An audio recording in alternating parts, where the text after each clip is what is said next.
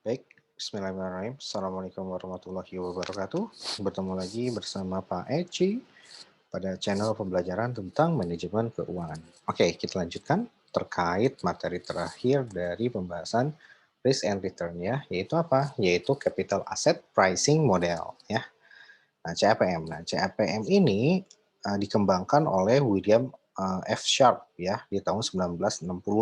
Nah, itu sejarahnya. Nah, di sini kita bisa melihat ya, kayak CAPM ini rumusnya seperti apa sih? Pada dasarnya ini untuk apa namanya mengukur. Jadi how much investor expect, berapa sih yang investor harapkan dari return yang akan dia terima gitu ya, dengan dia mempertimbangkan tingkat resiko tertentu ya, yang mana resiko tersebut harus dia terima gitu ya, harus dia terima karena dia akan berinvestasi pada suatu sekuritas saham ya. Oke, jadi pada dasarnya ini untuk mengukur resiko dan return. Ya, seperti itu ya. CAPM ini adalah return-nya. Resikonya yang mana, Pak? Resikonya adalah yang betanya, ya, beta koefisiennya. Nah, betanya inilah pada dasarnya untuk nanti kita untuk mengukur apa namanya dari beta ini nanti kita bisa mengetahui perbedaan antara return yang didapatkan dari apa namanya dari suatu investasi saham A gitu ya dibandingkan dengan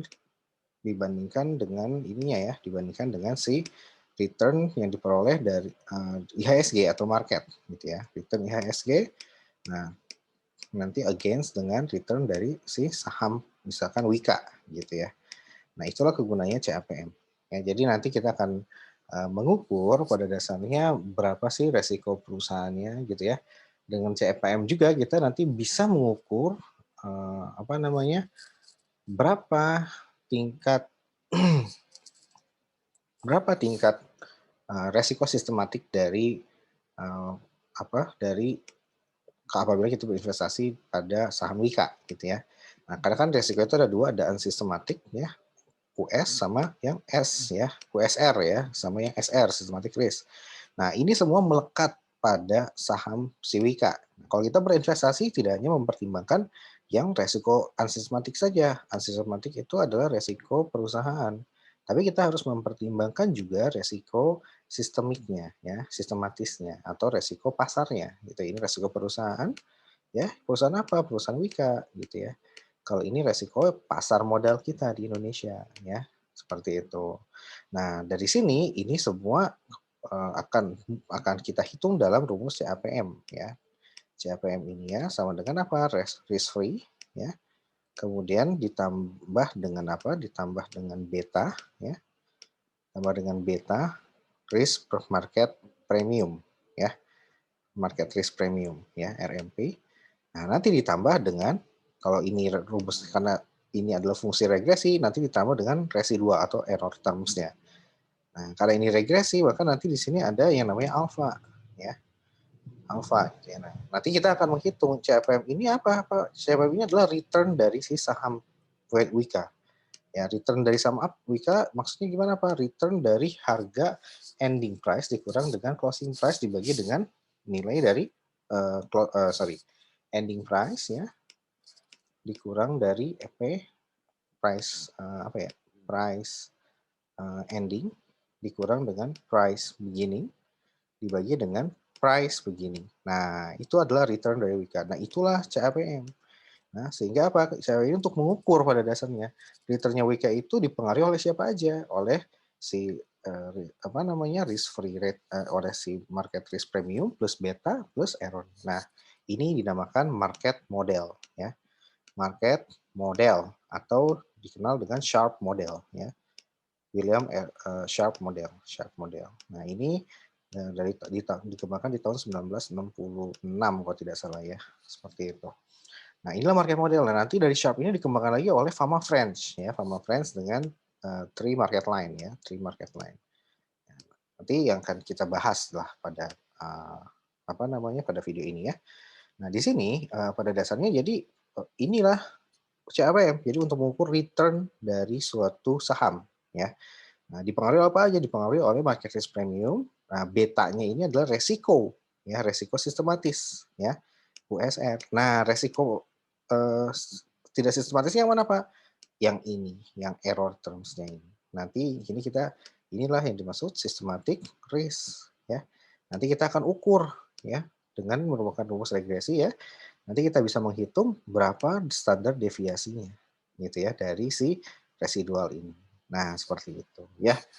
Standar deviasinya itu kan untuk mengukur apa? Standar deviasi bisa dilihat di video sebelumnya ya. Jadi untuk mengukur dari apa? Dari si resiko ya seperti itu. Jadi standar deviasi dari si error term atau akar dari jumlah delta error terms ya.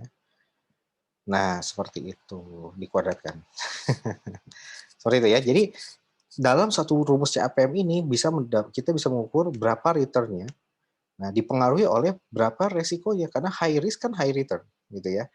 Dan resiko itu ada dua, ada resiko market dan resiko perusahaan. Resiko market yaitu USR, unsystematic risk, resiko pasar yaitu resiko perusahaan itu dinamakan kebalik ya ini saya ya, maaf ya. Ini kebalik. Maksudnya ini adalah systematic risk itu beta ya. Kemudian yang unsystematic risk-nya adalah yang error-nya gitu ya. Resiko perusahaan itulah yang unsystematic risk. Nah, ini ya. Oke, nah gitu ya. Jadi kita dalam satu model CAPM ini kita bisa mengetahui dua hal. Berapa return-nya dan yang kedua adalah berapa resikonya. Baik itu resiko perusahaan yaitu yang unsystematic dengan resiko pasar yaitu yang systematic risk yang didotasikan dalam kode beta. Seperti itu. Itulah pendahuluannya ya tentang CAPM. Nah, oke, gimana sih rumusnya, Pak? Rumusnya langsung aja kayak gini ya. Nah, jadi kalau kita masukkan ke suatu portofolio misalkan ya, suatu portofolio saham, maka di sini kita bisa mendapatkan ya, pertama adalah dari contoh yang kemarin ya, jadi Wika dengan Sun misalkan ya. Nah, expected return-nya 7%, sebelumnya kan 5, ini kita naikkan jadi 7 deh ya. Kemudian Sun-nya adalah 4,9%. Dari mana expected return? Silakan buka video sebelumnya yang tentang expected return. Nah, seperti ini ya. Nah, kemudian standar deviasinya berapa? Nah, dari mana dapat 8,7? Silakan buka videonya yang membahas tentang si portfolio risk of investment ya, single securities ya, atau hanya satu sekuritas saja. Nah, kalau yang portofolio yang ini, silakan buka video sebelumnya. Nah, oke, jadi dari sini data-data ini didapatkan dari data-data yang sudah kita bahas sebelumnya. Weight-nya juga kita misalkan 50-50 gitu ya. Nah, dari sini 50% ini maksudnya gimana, Pak? Misalkan kita punya duit 20 juta gitu ya. Ya udah berarti terserah kita. Berarti 10 juta di Sun, 10 juta di Wika. Nah, kalau kita mau ubah komposisinya gimana? Boleh nggak? Ya boleh-boleh aja gitu ya. Silakan nanti kalian hitung ya. Kalau komposisinya diubah ini jadi 90, ini jadi 10. Nah, akan seperti apa nanti bentuknya ya. Oke, nah seperti itu. Oke, jadi kita hitung dulu berapa portofolio expected return-nya. Tinggal mengkalikan antara expected return dari perusahaan dikali dengan weight-nya gitu ya. Hasilnya adalah 3,5 untuk Wika, Sun adalah 2,45. Totalnya adalah 5,95. Itu adalah expected return-nya. Nah, kemudian portofolio betanya dari mana? Ini juga kita hitung ya dengan menggunakan kalau mau manual ya menggunakan rumus CPM, tapi kalau mau nggak ribet ya bisa ambil dari Yahoo Finance ya atau dari Google Finance atau dari situs-situs yang menyediakan jasa seperti ini ya. Nah, seperti itu. Kemudian dari Sun, betanya tentunya 0. Ya, beta ini menggambarkan resiko ya. Oke, nah sekarang apalagi? Nah, kalau betanya 1 berarti pada dasarnya ini sangat beresiko sekali ya. Kalau di atas 1 itu udah jelas beta yang di atas 1 adalah perusahaan yang memiliki resiko pasar yang sangat besar. Sehingga ya ini ya, ruginya juga bisa besar juga gitu kalau nanti terjadi kondisi ekonomi yang sedang susah. Nah, berapa portofolio tinggal kalikan dengan weight-nya. Ya. Nah, hasilnya adalah 0,6. Nah, kemudian kita cari market risk premiumnya. Nah, dari mana? Ya, kalau cara manual kita gambarin dulu diagram security market line-nya ya seperti ini ya. Grafik security market line, garis yang linear ini nih, nah yang merah ya. Caranya gimana? Caranya ya kita membandingkan antara expected return dibandingkan dengan portofolio beta gitu ya. Expected return-nya berapa? Expected return-nya di sini kan ada 5,95 ya. Nah, kita taruh nih 5,95 di sini ya. Kemudian apalagi? Kemudian ada juga yang, betanya adalah 0,6 ya, betanya adalah 0,6. Ya udah kita taruh di sini. Titik ini sama titik 5,95. Ketemunya di mana? Ketemunya di tengah sini. Set, gitu ya. Nah, udah gitu gimana? Udah gitu kita masukkan yang, tarik garis tapi dari mana? Dari 0, dari 2, dari 4 gitu. Nah, dari sini kita bisa menggunakan garis dari yang sukuk atau surat utang negara ya, yang risk free rate ya. Berapa risk free rate-nya? 4,9% ya, yang ini nih, expected return-nya. Jadi kita bikin, sumbu Y axis sama sumbu X axis ya. Sumbu Y-nya itu adalah expected return, kemudian sumbu Y ya, maksudnya ini sumbu Y, sumbu X-nya adalah portofolio beta ya. Nah, kita masukkan ya agar bisa kita bikin garisnya, kita masukkan titik yang expected return untuk yang obligasi pemerintah ya. Ya udah kan berarti expected-nya 4,9 di sini, kemudian standar deviasinya adalah 0 karena dia bebas resiko. Ya udah dari sini kita dapat titiknya, titik ini sama titik yang ini ya, titik misalkan ini titik A, ini titik B gitu. Ya udah tinggal digambarin, seret gambar. Nah, inilah yang namanya garis security market line gitu ya. Nah, di sini, apa yang harus kita lakukan? Yang harus kita lakukan adalah kita menghitung berapa risk premiumnya. Risk premium itu kita hitung selisihnya. Selisih namanya risk premium itu pengertiannya adalah selisih antara apa? Antara expected return portofolio dibandingkan dengan expected return dari si risk free rate atau dari si obligasi pemerintah. Ya, itu teorinya ya, seperti yang ada di bawah ini ya. Mana nih? Nah, nih ya, expected return market atau portofolio dikurang dengan risk free rate-nya. Nah, makanya di sini kita bikin garisnya ada dua ya, titiknya ada dua. Yang B ini adalah untuk yang risk free rate-nya, sehingga kita bisa tahu berapa market risk premiumnya.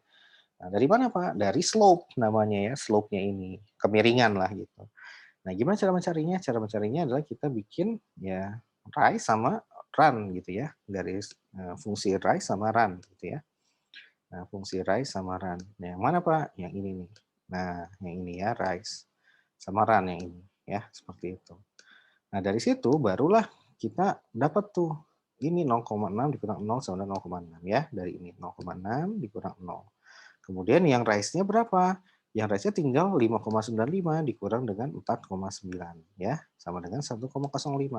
Ya udah tinggal dibagi ya. Slope-nya itu untuk mengetahui risk premiumnya adalah dengan membagi antara si rise dibagi dengan run. Hasilnya adalah seperti ini ya. Nah, sama dengan 1,75%. Nah, inilah yang dimaksud dengan market risk premium. Jadi selisih antara expected return dari market atau expected return dari suatu portofolio gitu ya dikurangi dengan risk free rate-nya ya. Nah, seperti itu. Nah, akhirnya dapatlah kita bisa hitung berapa return portofolionya ya. Karena udah dapat semua fungsinya tuh. Risk rate-nya udah dapat 4,9, kemudian betanya juga udah dapat, beta portofolionya 0,6, kemudian market risk premium adalah 1,75. Hasilnya adalah 5,95%. Nah, gitu ya. Nah, inilah yang yang kita maksud dengan return portfolio gitu ya. Resikonya mana Pak? Resikonya ya ini doang nih kita tahunya ya. Resiko apa ini? Ini namanya resiko sistematis ya. Ya, pasar ya, resiko sistematis. Nah, seperti itu Pak. Kan resiko itu ada dua. Yang pertama resiko unsistematis atau perusahaan sama resiko sistematis. Kok ini cuma satu? Iya, betul. Karena ini bukan merupakan fungsi yang sempurna ya. Nah, karena kenapa? Kita hanya mengalihkan seperti ini. Nah, inilah cara cara lain ya. Ada cara yang lebih akurat, yaitu dengan apa? Dengan menggunakan fungsi regresi yang seperti saya jelaskan di video sebelumnya, di awal video ini ya. Nah, seperti itu. Nah, oke, jadi inilah CAPM ya. Dapatlah hasilnya adalah 5,95% ya, seperti itu. Nah, ini tuh ya. Nah, atau ada cara lain ya. Cara lain kita bisa menggunakan fungsi rise and run ini dengan digambar manual grafiknya. Itu yang pertama. Yang kedua, kita bisa menggunakan regresi ya, rumus regresi ya. Jadi regresinya dari apa? Dari return T ya, return misalkan Wika, saham Wika gitu, atau return perusahaan A sama dengan risk free-nya ditambah dengan beta ya dari RM gitu ditambah dengan Nah, kalau gini belum ya. Nanti kita masukkan dulu nih fungsinya ini kita geser, ini kita satukan ya. Sehingga nanti menjadi return A gitu dikurang dengan RF ya sama dengan beta dari IRM. Nah, ini nanti ada alfa plus beta ditambah dengan error. Nah, inilah fungsi regresi dari apa? Persamaan regresi dari apa? Dari capital asset pricing model. Jadi ini cara kedua ya. Cara pertamanya adalah yang slope ini ya. Nah, seperti itu. Atau cara yang paling mudah adalah cara ketiga ya, dari apa? Dari website. Jadi risk free rate-nya kita dapat dari Indonesian Bond Pricing Agency, kemudian betanya dapat dari Yahoo Finance, kemudian market risk premiumnya diperoleh dari risk premia gitu ya. Nah, jadi kalau ini kan kita menghitung apa 1,2-nya ini diperoleh dari Yahoo Finance gitu ya. Sehingga kita tinggal menghitung slope-nya ya. Nah, slope-nya nggak usah kita hitung secara manual gitu ya, dengan fungsi price dibagi dengan run. Nah, seperti itu. Tapi kita bisa langsung aja ambil dari situsnya riskpremia.com. Nah, gitu. Karena itu sudah menyediakan data-data setiap negara di dunia. Seperti itu ya. Nah, sehingga dengan seperti ini kita bisa tahu tuh kalau misalkan kita baru investasi misalkan di Pawon gitu ya atau di TOWR gitu ya. Maka kita cari tuh kalau untuk risk free rate-nya kan sudah pasti tetap sama ya. Nah, betanya ini yang berubah-ubah. Beta untuk Pawon berbeda dengan beta untuk Wika gitu ya. Nah, kalau market risk premium sama tetap ya. Jadi yang tetap itu nanti risk free rate-nya government bond sama yang kedua market risk premium. Nah, seperti itu ya. Yang akan berubah yang mana yang betanya tuh. Nah, seperti itu. Nah, betanya ini nanti silakan dicek di Yahoo Finance kalau ingin mencari sahamnya Pawon ya. Resiko dan return dari sahamnya Pawon. Nah, baik itu aja yang mungkin bisa saya sampaikan. Pada video selanjutnya nanti akan saya jelaskan tentang pengembangan dari CAPM ini dengan menggunakan rumus regresi dengan cara manual ya. Dan itu adalah metode pengukuran CAPM yang paling valid. Oke. Sampai jumpa lagi pada video selanjutnya. Terima kasih.